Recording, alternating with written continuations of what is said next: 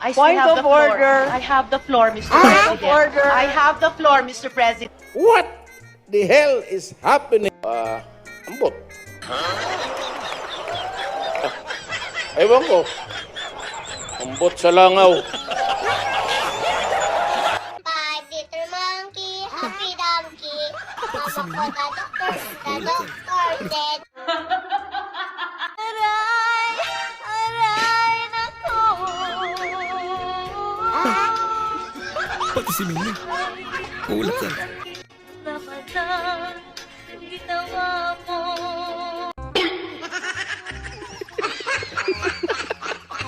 Trawara. Negara yung buang. Pati si Mimi. Avoid her and brings you no value. She's a financial vampire and parasite. She'll ruin you. Avoid her. Uy, The hell is happening? Putulin ko yung buntot mo. Gawin ko yung balbako ulit. Sika, ulit ka dyan.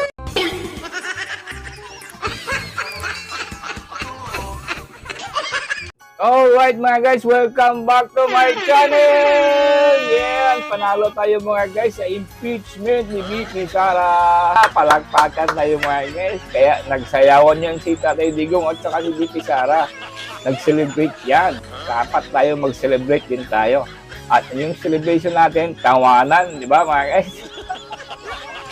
Ano ba talaga? Patuloy na ba tayo dito sa funny political videos mga guys? Comment down below kayo kung gusto nyo talagang tuloy-tuloy na lang yung tawanan natin. Dahil ang ganda ng mga comment po ninyo. Palagay ko, mas nakakatulong po ang ganito kaysa magbigay tayo ng consumption dyan sa reaction dito sa mga hinayupak ng mga politiko, di ba? But for now, kailangan pasayahin ko muna kayo kasi nag-subscribe kayo, di ba? Yung mga hindi pa nga nag-subscribe dyan, subscribe naman kayo and put some like. At saka kung gusto nyo mag-super thanks dyan, andyan pong super thanks. Hindi ko pa po naranasan yung super thanks. Alright mga guys, patuloy tayo. Tatay Diggs, let's go! Ayaw gawa dahil kay karon basig ilabay nimo akong duha ka sapatos okay lang. Magbaktas pa ko mauli magtiniil. Basta matuman ang gugma. Kamo ba ang bigaon? Uso kay mo manangin. Wa mo katilaw og mag-uyab. Kamo mga babae, kamo may mga bigaon og singgit. No? Naagi mo gugma pod nga pareha pod sa ako. Si King David, 43 wives. Samantalang ako dalawa lang kayo ni Elizabeth. Bagay, hindi mo pa alam yung iba. ulat yan. Kapag asawa ka ng 42, bakit ako hindi? Tapos doon sa Bible, may kasalanan ka na yung commit adultery. Samantala itong King David na ito, tira, pasagad dito, okay lang. Nawa ko si Trump, sabi ko, Mr. President-elect, this is President Duterte of the Philippines. Yes. I've been expecting your call. I know that you call around. Ito ang sabi ni Trump. I make it public. You know, I support you. You are doing it right. You know, my country, the son of it, they say, yagi pangalan nila, yung pangalan. I'm flooding my country with drugs. I'm doing what you did. You're doing it right. Alam mo, si Trump is a realist, a pragmatic thinker. Akala mo lang puro, pareho kami yung pakunwari lang na binastos dyan, gano'n, yung salita. Sa awa ng Diyos, wala pa akong pinatay ni isa. Pati si Mimi. Ulat yan. Ang inaalala ko lang kanina talaga, ma'am, is yung tuhod at yung legs. Because if I were standing that long, hinubad ko na po ang heels ko. Ang pinakagwapo ng mga PSG, Yes. na kay PRD, Bayot tingaling. Talaga yan si Inday.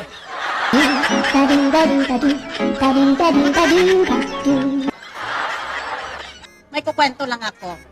Sandali lang. Sabi ni Juan, noong 2013, tumakbong mayor ang tatay ko. Pedro, wow! Ano bang ginagawa niya ngayon? Juan, wala. Nanalo siya eh.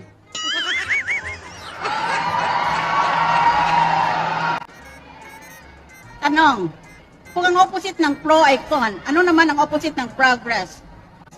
Sagot, Congress.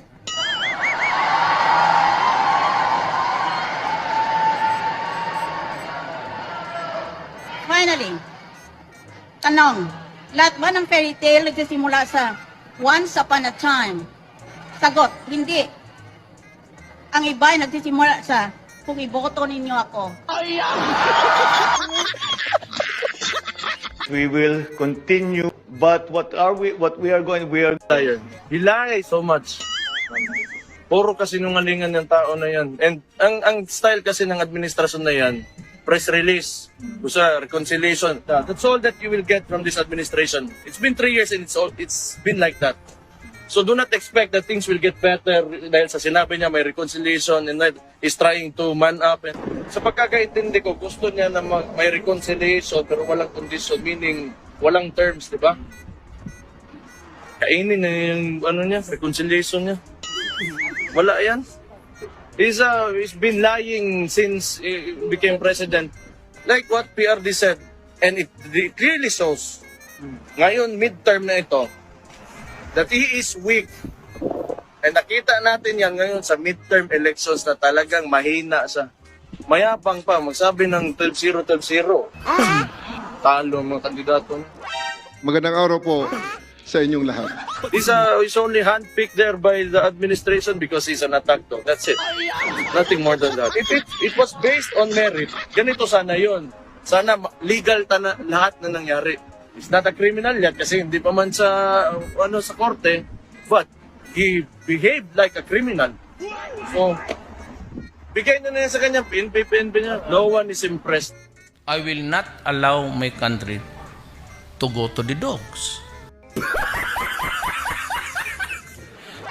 Kailangan ko ng Boy Scout. Kailangan ko ng sundalo. Piloto. Kasi marami na akong eroplano, wala akong piloto.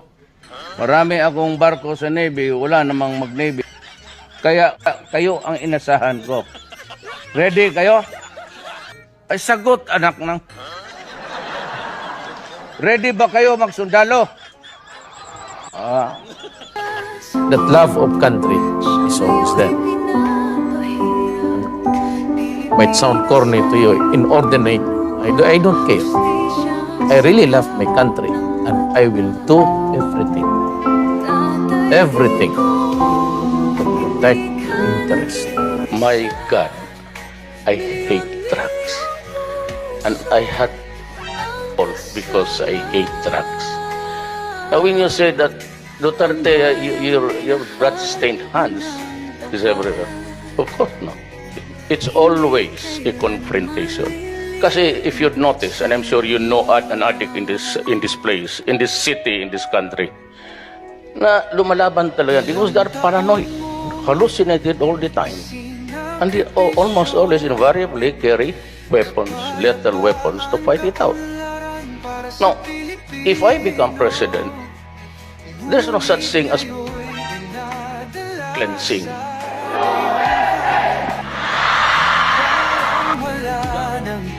Saysay ang paglaban.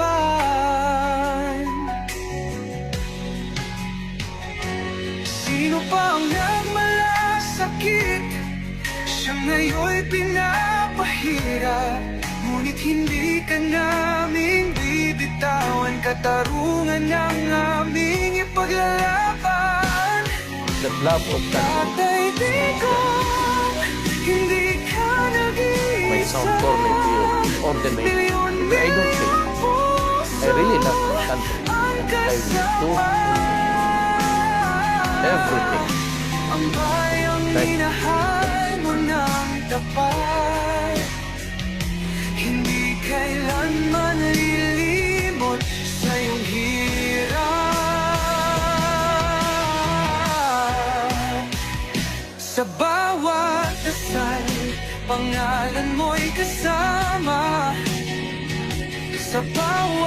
sumisigaw, pangalan mo'y buhay pa. Hindi ka susukuan ng bayan, ipaglalaban ka ng sambayanan. Tatay Digong, hawag kamay nating ipakita ang pagmamahal ng bawat Pilipino sa'yo. Ang laban mo'y laban din namin, hanggang hustisya ay makamit natin. Hindi ka nag-isa, Tatay Digong. Palakpakan tayo dyan sa kanta na yan. No? And, ang ganda ng comment yung totoo po yan. Laughter talaga is the best medicine. If I can contribute a little just like that for you mga guys, why not? Yeah, I would rather do that kaysa mag-reaction tayo. But for the meantime, na maganda ang response po ninyo dito sa inyong mga comments, well, I would rather give laughter sa inyo every day or every other day. Yun po ang gusto ko. Alright? Again, maraming salamat po sa inyong pag-subscribe, sa inyong pag-like, pag-share.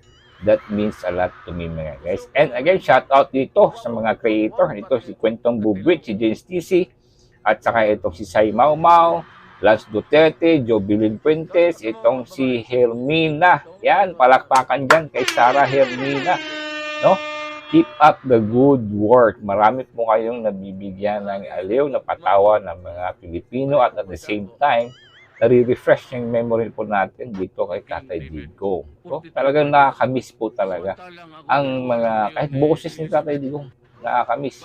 Yung jokes niya, yung mga words of wisdom niya, yan po ang namimiss at yan po ang gusto kong ibigay palagi sa inyo, itong ligasaya po ni Tatay Digong. Alright, palakpakan tayo dyan mga guys, mabuhay kayong lahat dyan na nagyan. God bless you all.